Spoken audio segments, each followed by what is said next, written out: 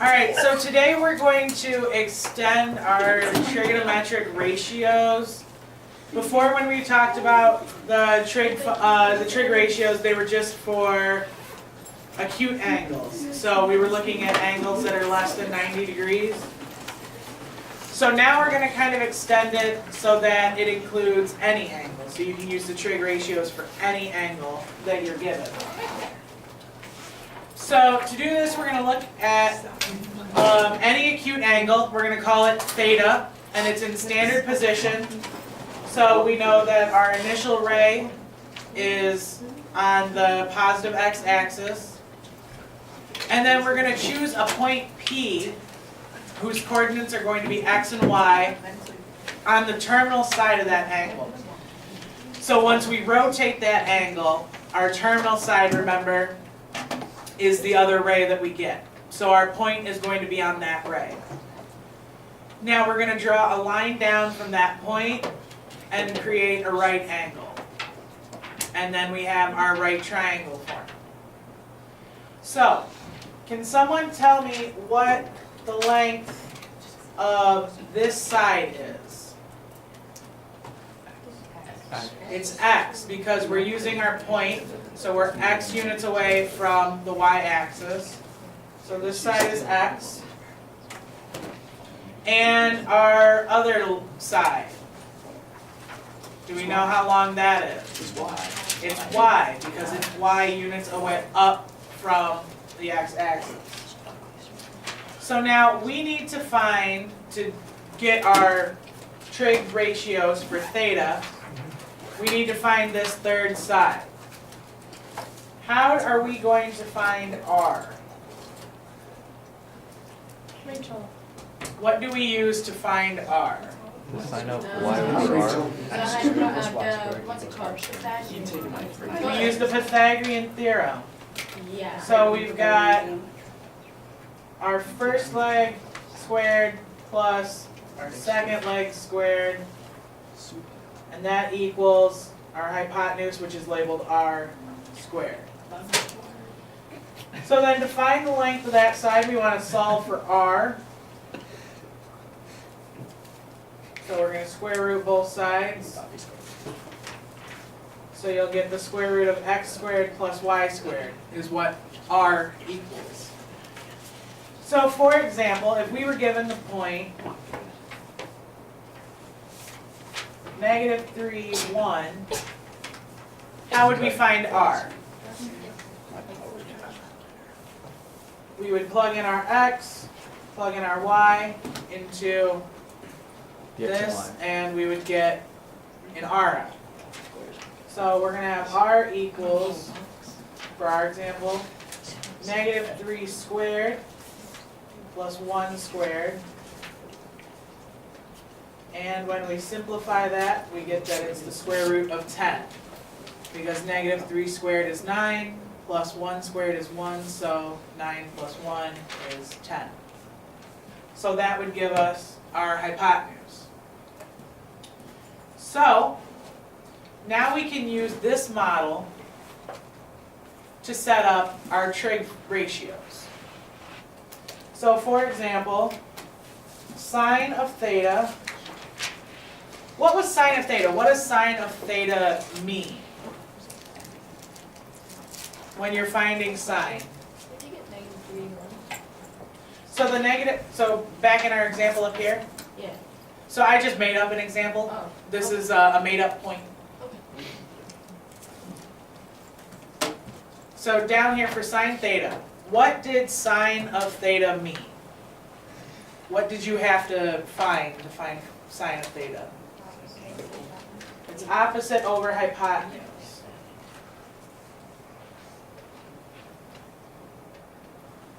So now using what we just did up here, what would sine be? Using the x, the y, and the r that we just found. Y over R. So now sine would be y over r.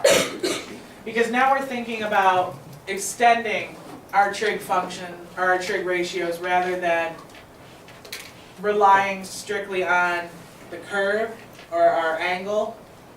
Now we're relying on a point that we're given. So we can also define cosine of theta. What was cosine before? It was adjacent over hypotenuse. So now, using this, what is it?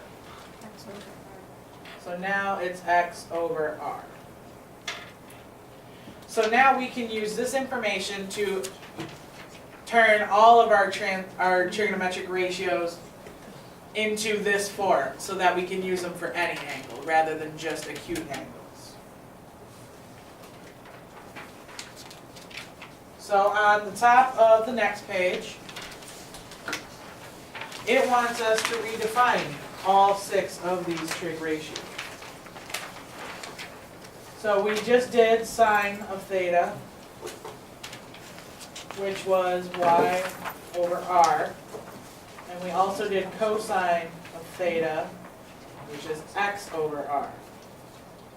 So what is tangent of theta now? Is y over x. Because tangent was opposite over adjacent. So now we can do our reciprocal trig, which is cosecant of theta, which is now r over y,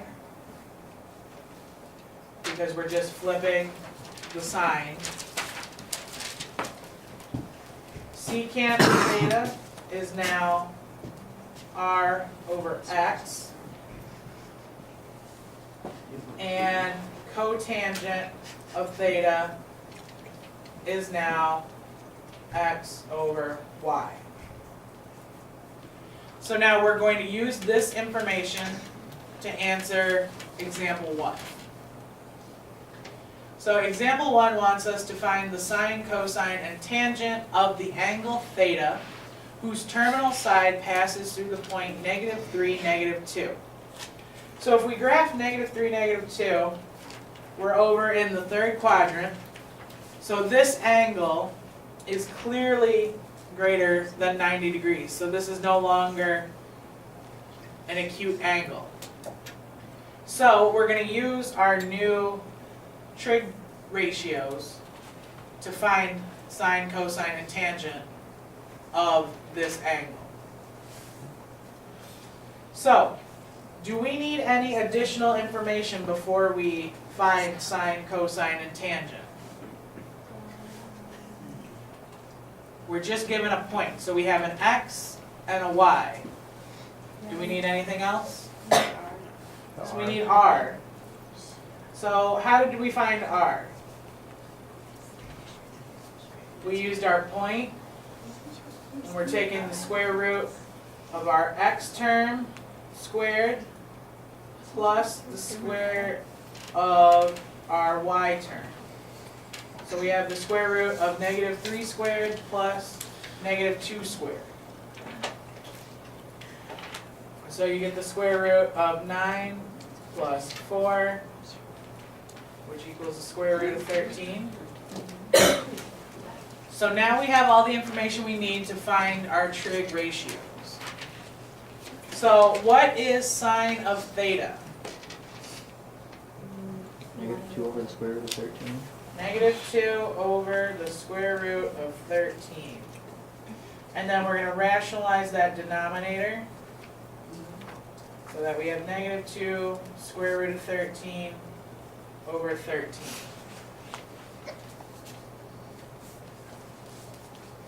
And then cosine of theta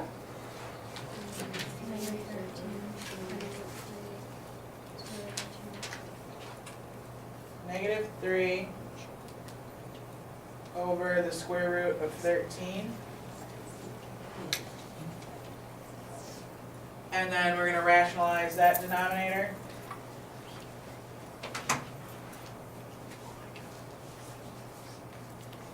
And finally, tangent of theta -2 over 3. is -2 over -3 because it's y over x And negative 2 over negative 3 just equals 2/3.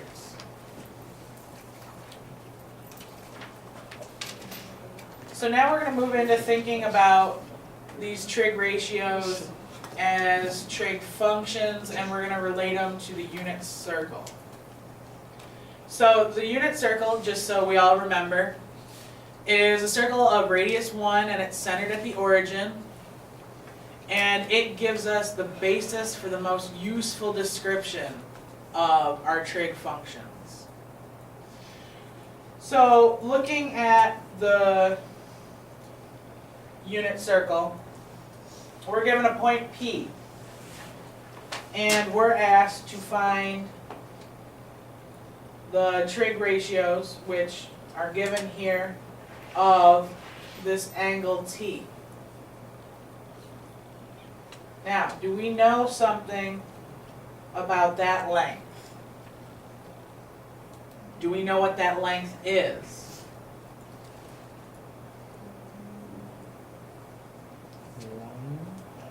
That length is 1 because the radius of the unit circle is 1. So from the origin to the edge of the circle is always 1 because the radius of the unit circle is 1. So we know in this case that our r is 1. So given that our r is 1, can we do something with these ratios? If we have sine of t, and we're told here that it equals y over r, well now our r is 1. So now sine of t just equals y. And our cosine, similarly, we know that cosine of t, it equaled x over r, so now we have x over 1. So we now know that cosine of t equals x. So knowing that sine of t equals y and cosine of t equals x, we can also now reevaluate tangent. So tangent of t was y over x. Well now y is sine of t and x is cosine of t. So we can set tangent of t equal to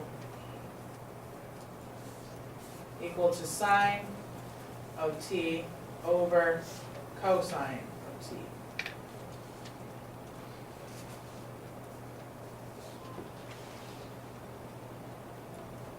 And these will be more and more important in upcoming examples. Also, P was denoted as x comma y, was your point. So now that we know y and x, we can now say that our coordinate is cosine of t sine of t. Because our x is cosine of t, our y is sine of t.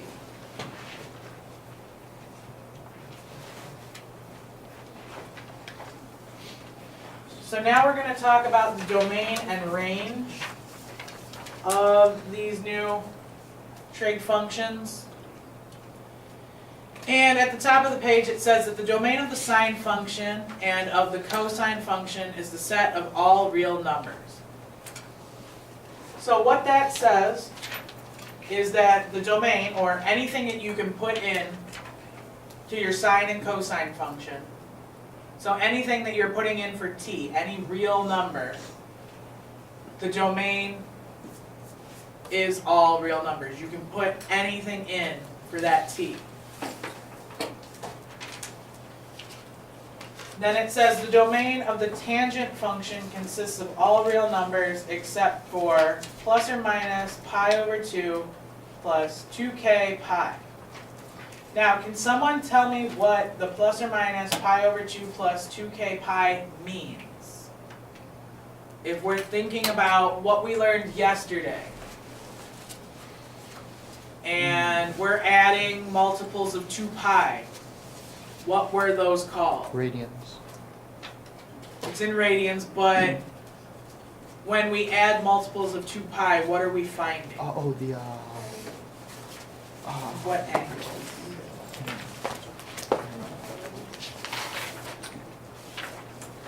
We were finding coterminal angles.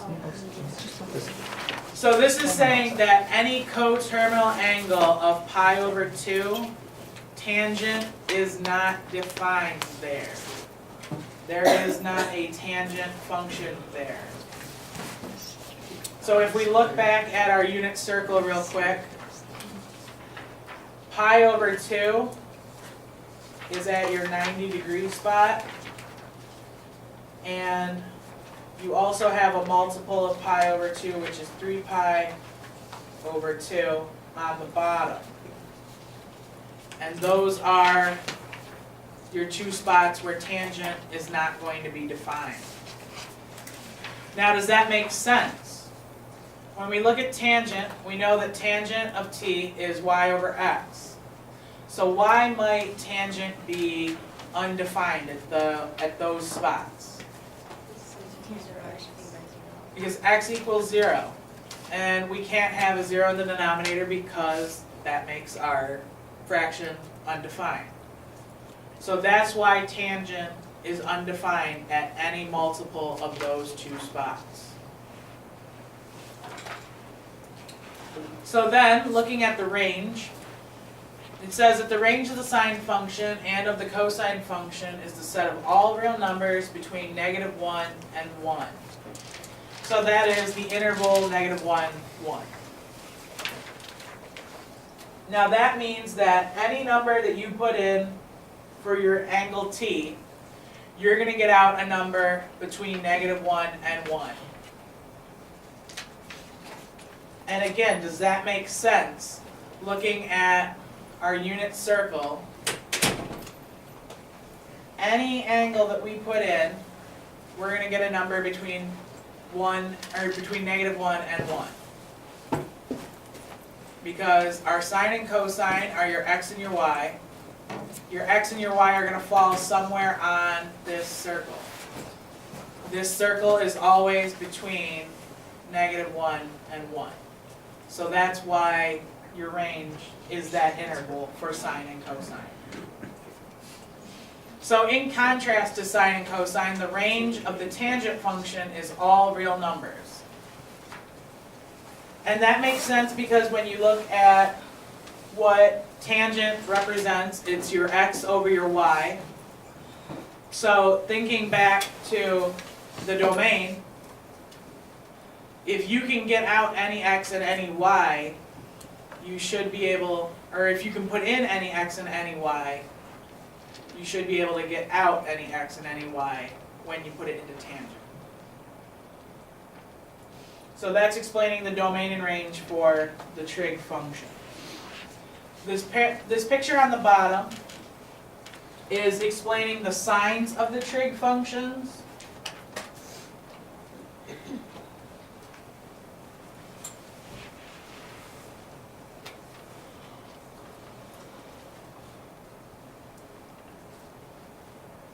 So that means when you find sine of t, or cosine of t, or tangent of t, which again were y over r, x over r, and y over x.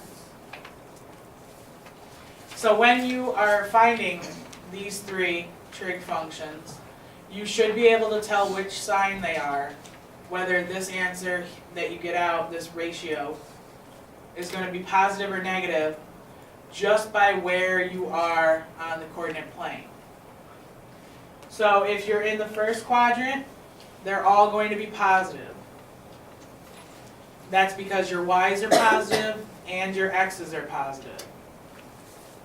If you're in the second quadrant, your sine is going to be positive, but your cosine and your tangent are going to be negative. And that's because here your y's are positive, but your x's are negative.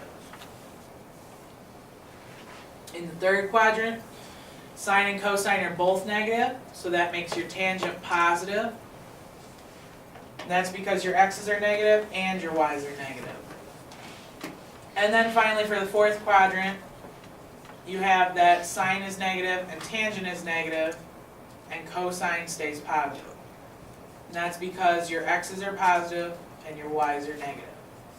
So when you plug those numbers into these ratios, you'll get those signs for them. So it's important to know which sign you have so you can tell which quadrant you happen to be in, or vice versa. If you're in this quadrant, you know that you're going to have a specific sign for your ratio.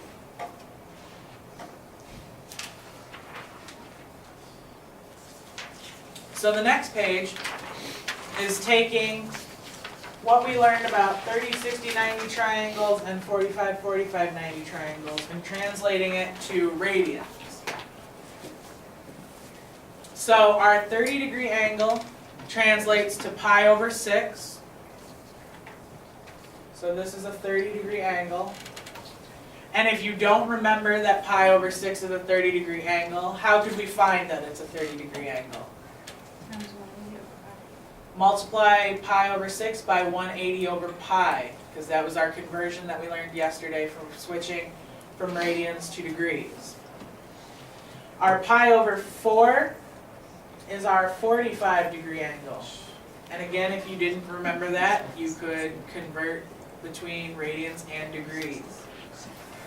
And the pi over 3 is our 60-degree angle.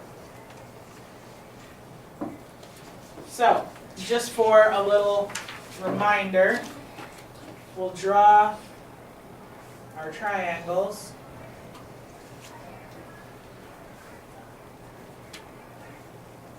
So we have our 45, 45, 90.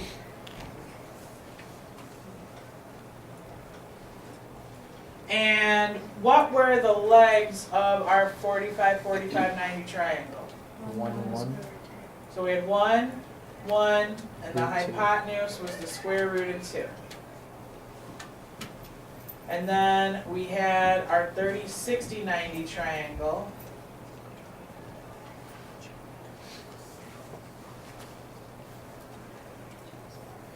And what was the shorter leg on our 30, 60, 90 triangle? 1. And our longer leg was the square root of 3, and our hypotenuse was 2. Again, I will stress it again, you need to know these triangles.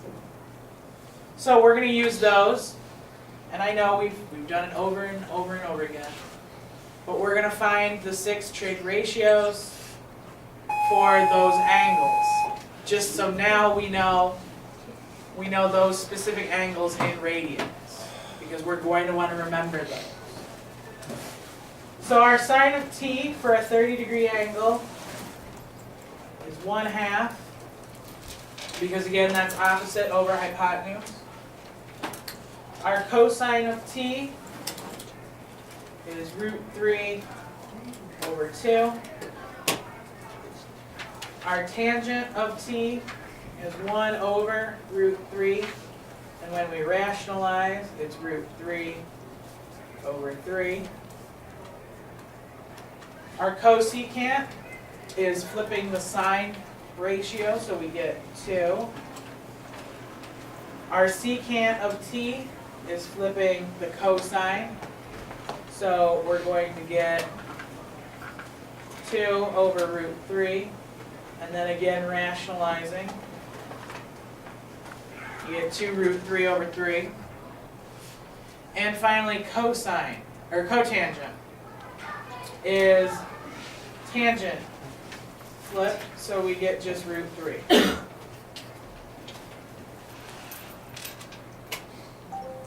So for our 45-degree angle, we get that our sine is 1 over √2, which is √2 over 2. Our cosine is the same thing. Our our tangent is 1 over 1, or just 1. And then for our reciprocals, we're just flipping. So we get root 2 and 1. And finally, for our 60-degree angle, our sine is root 3 over 2. Our cosine is 1/2. Our tangent is root 3.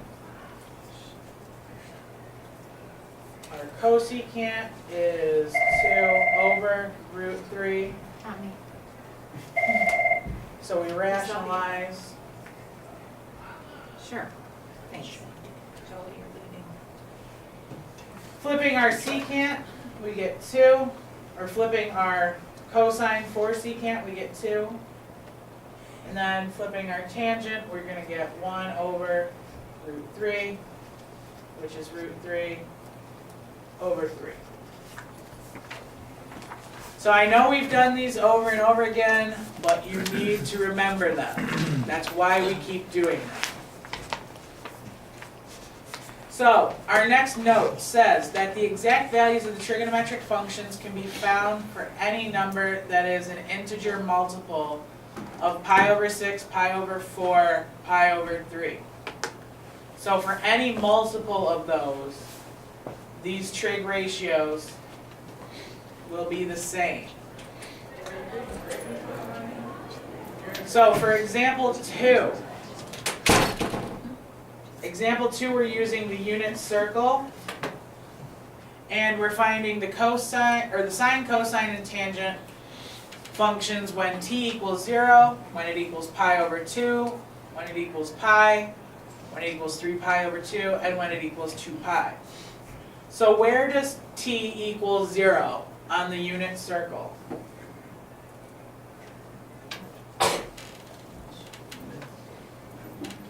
It equals, at 1, 0, it equals 0, because that would be a 0-degree angle. We haven't gone anywhere.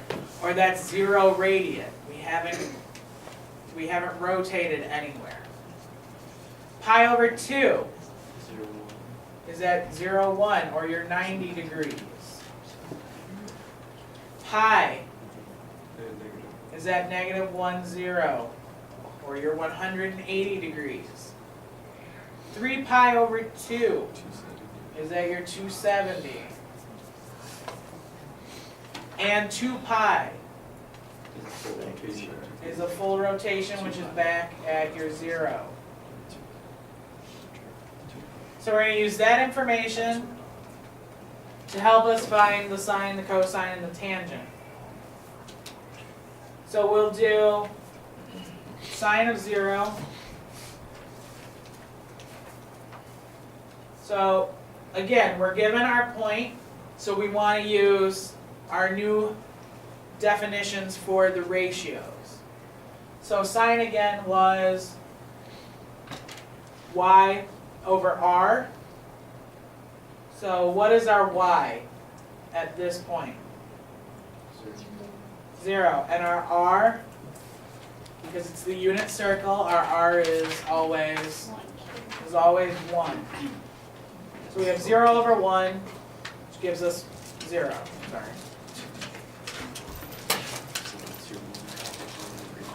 So then we take our cosine of 0, and our cosine of 0 is x over r now. So that's 1 over 1. So we get 1. And then we have our tangent of 0, which is x over y, or is y over x. So we have 0 over 1, which equals 0. So we're going to do that for each one of these. So I'm just going to make a table so that we don't have to write them all out.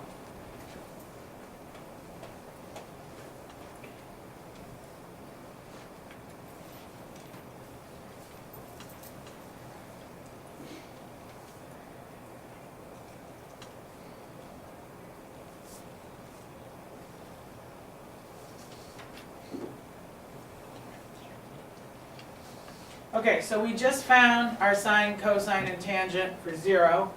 So we had 0, 1, 0. Now for pi over 2, what's our sine?